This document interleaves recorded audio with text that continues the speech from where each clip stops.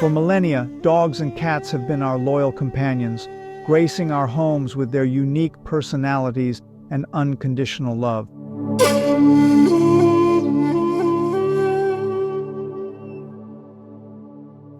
But how did these two iconic species come to share our lives? Where did their journeys begin, and what twists and turns led them to our doorsteps? This is the story of many urban tribes. To tell this story, we can start on this first chapter, the wild ancestors. Our story begins millions of years ago in the wild. Dogs trace their lineage back to the grey wolf, a formidable predator that roamed vast swaths of Eurasia. Cats, on the other hand, descended from the smaller, more solitary jungle cats of Africa and Asia. Dr. Jane Doe, evolutionary biologist. While both dogs and cats are carnivores, their evolutionary paths diverged significantly.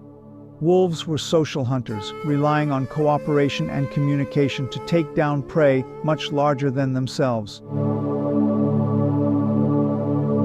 Jungle cats, in contrast, were solitary ambush predators, using stealth and agility to capture smaller animals.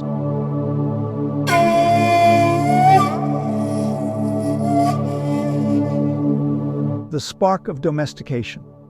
The transition from wild animal to domesticated companion is a complex and gradual process. Scientists believe that the domestication of dogs began around 15,000 years ago, likely driven by a mutualistic relationship between humans and wolves. Dr. Jan Smith, archaeologist, early humans were likely drawn to wolves that exhibited less fear and aggression towards them. These wolves may have scavenged scraps from human settlements, leading to a gradual tolerance and even cooperation. Over generations, these cooperative wolves would have been selectively bred for traits that benefited humans, such as docility and trainability, eventually giving rise to the diverse dog breeds we see today.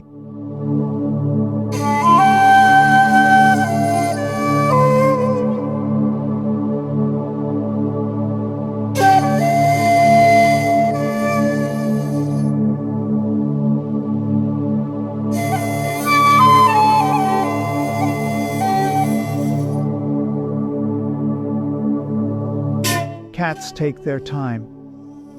The domestication of cats is a murkier story, with evidence suggesting multiple independent domestication events around the world.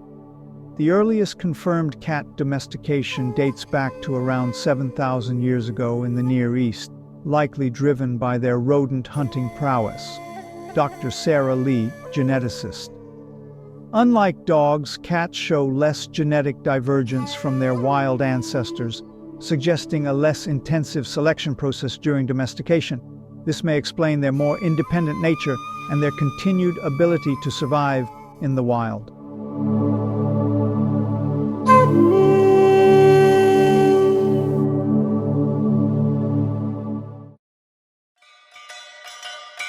A tale of two tribes.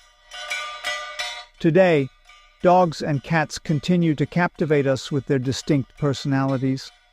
Dog people often describe their canine companions as loyal, playful, and eager to please, like trusty cowboys always by their side. Cat person. My cat is more like a wise old shaman, content to observe and judge from the sidelines. They're independent, curious, and have a mischievous streak that keeps me on my toes.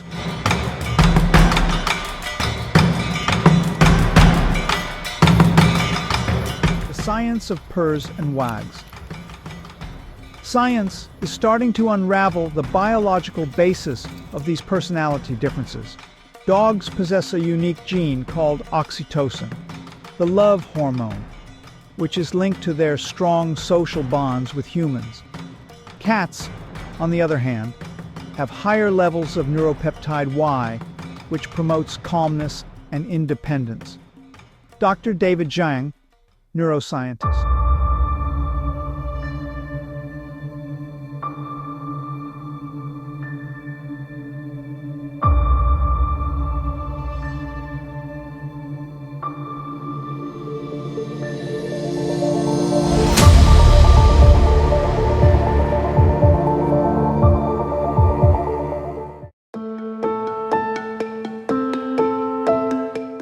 Hello, my name is Ramsay Wood.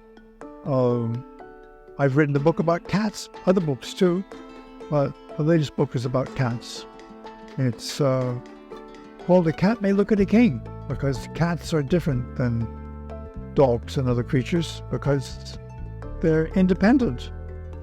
They're not joined in a pack like dogs are.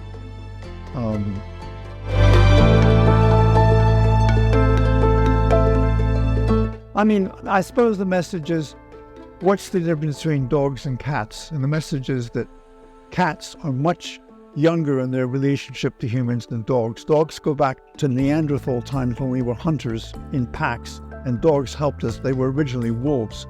And now cats only come in when we have agriculture, which is 6,000 years later or more, because they help protect grain and spices, which were valuable to farmers. Cats are not intimidated by anybody because cats are independent.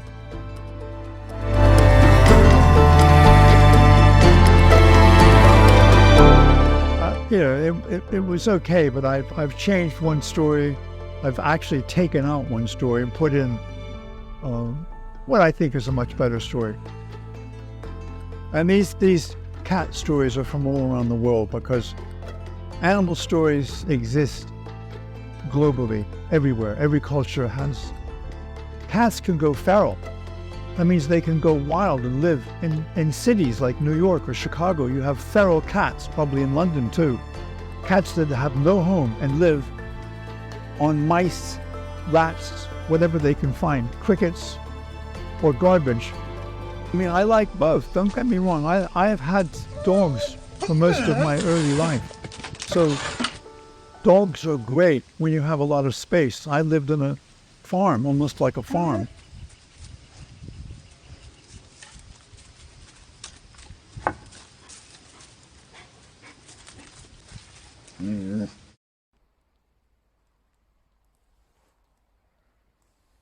The only message I want to deliver is enjoy the book. Or not. If you love dogs, help me find good dog stories. But they have to be from around the world.